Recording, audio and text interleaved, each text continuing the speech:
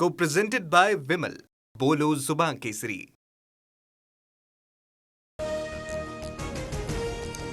पुण्यात आजोबाकडूनच अल्पवयीन 9 वर्षीय नातीवर लैंगिक अत्याचाराचा प्रयत्न. पर्वती परिसरातील संतापजनक घटना. मुलीची आई मजुरी करत असल्याने आजोबाकडे ठेवलेलं नराधमाला ठोकल्या बेड्या. पर्वती परिसरातील घटनेनंतर स्थानिक नागरिक आक्रमक. पुण्यातील दत्तवाडी पोलीस स्टेशनवर स्थानिक नागरिकांकडून मोर्चा काढला जाणार. आरोपीला कडक शिक्षा करण्याची स्थानिक नागरिकांची मागणी. नसरापूर घटनेप्रकरणी ग्रामस्थांकडून मुख्यमंत्री फडणवीसांची भेट. आरोपीला कठोरात कठोर शिक्षा व्हायला हवी, ग्रामस्थांची मागणी. स्वतः लक्ष घालून पाठपुरावा करणार, मुख्यमंत्र्यांचं ग्रामस्थांना आश्वासन.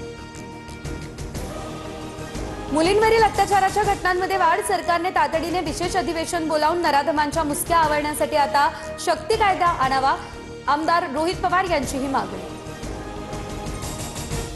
पुण्याच्या नसरापूर अत्याचार प्रकरणी नराधमाला फाशीची शिक्षा व्हावी यासाठी प्रयत्न. येत्या 15 दिवसांमध्ये जिल्हा सत्र न्यायालयामध्ये आरोपपत्र करणार आहेत दाखल.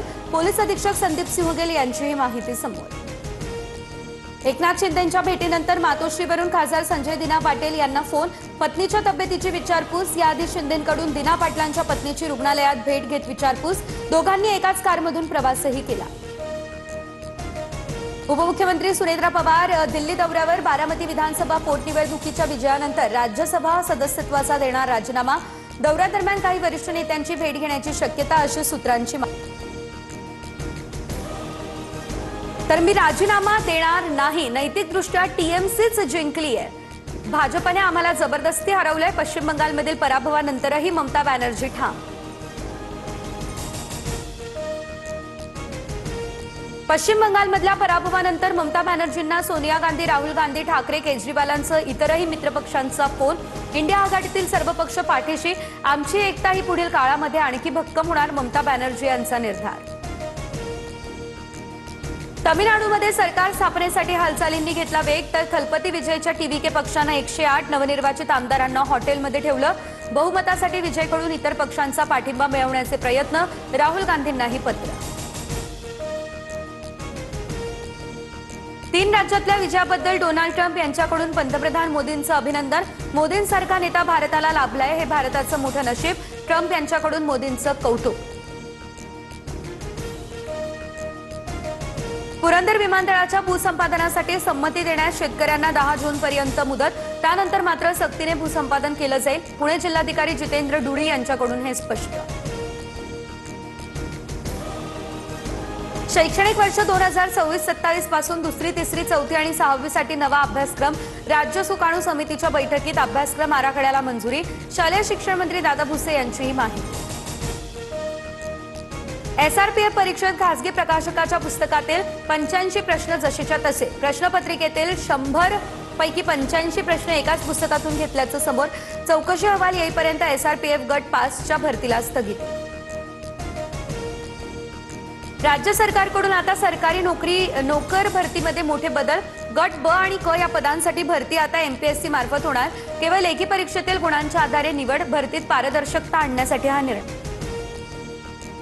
अन्नातील विषबाधेमुळे मृत्यू नाही. एफडीएच्या तपासात कलिंगडामध्ये कोणतीच भेसळ नाही. मुंबईच्या पायधुरी परिसरातील डोकाडिया कुटुंबाच्या मृत्यू प्रकरणामध्ये ही माहिती. फॉरेन्सिक अहवालानंतर नेमकं कारण होणार स्पष्ट. मुंबईमधील कुर्ला एलवर्ल्ड घाटकोपरमध्ये आज संध्याकाळी 6 वाजेपर्यंत पाणी पुरवठा असेल बंद. बीएमसीकडून जलवाहिन्यांच्या जोडणीसाठी आता हा निर्णय. मुंबईसह ठाणे, रत्नागिरी, रायगड आणि सिंधुदुर्ग या ठिकाणी उष्णतेचा येलो अलर्ट. पुढील 4 दिवस कोकण किनारपट्टीवरती उष्णतेची लाट येणार.